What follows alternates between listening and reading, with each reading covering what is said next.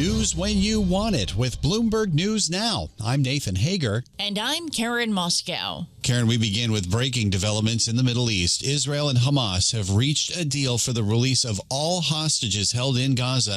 It is a major step toward ending the 2-year war.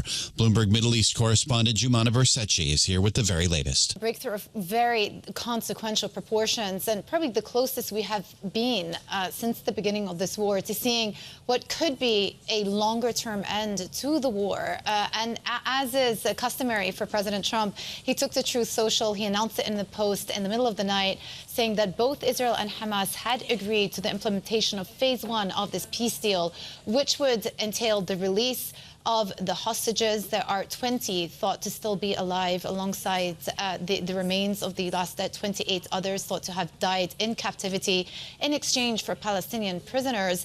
And alongside that, Israel has also, per that post, committed to withdrawing to a pre-assigned line. Bloomberg's Jumana Bersetchi says as part of the deal, Israel will release jailed Palestinians and allow a ramp-up of aid supplies to Gaza.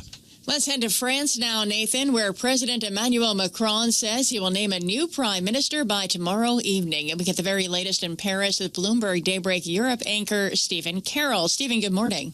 Good morning, Karen and Nathan. So another political deadline looms in France. After 2 days of intense talks with political leaders, the outgoing Premier, Sébastien Lecornu, said last night there was a path to passing a budget. And crucially, he said there was a majority in Parliament who don't want an election. So that leaves President Macron searching for his 6th Prime Minister in 2 years. That person will have to get parties from the centre-left to the centre-right to agree one key issue: suspending controversial pension reforms which were passed 2 years ago. That's the main task facing the next Prime Minister, who'll then have to try again to shepherd a budget agreement through a fractured National Assembly. In Paris, Stephen Carroll, Bloomberg Radio. Stephen, thank you. Now to the latest on the U.S. government shutdown. It's now into its 9th day. Both Republicans and Democrats remain dug in on their demands for a clean stopgap spending bill on the GOP side and extended health care subsidies for Democrats. House Speaker Mike Johnson tells Bloomberg's Balance of Power the debate over health care can wait. That's a December 31 policy issue.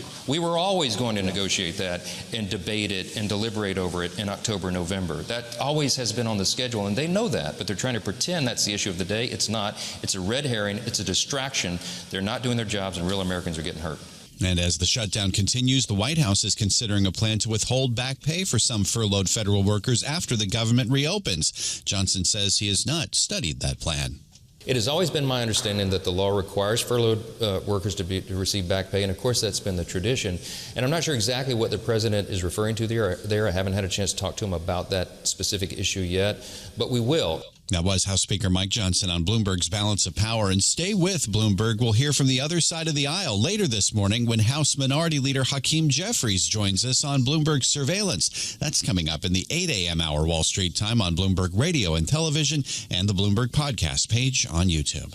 Well, Nathan, we have new developments this morning on the global trade war. China has unveiled new curbs on its rare earth exports, citing national security grounds. The curbs mirror Washington's own export regime, which bans Chinese companies from accessing cutting-edge chips and the tools to make them.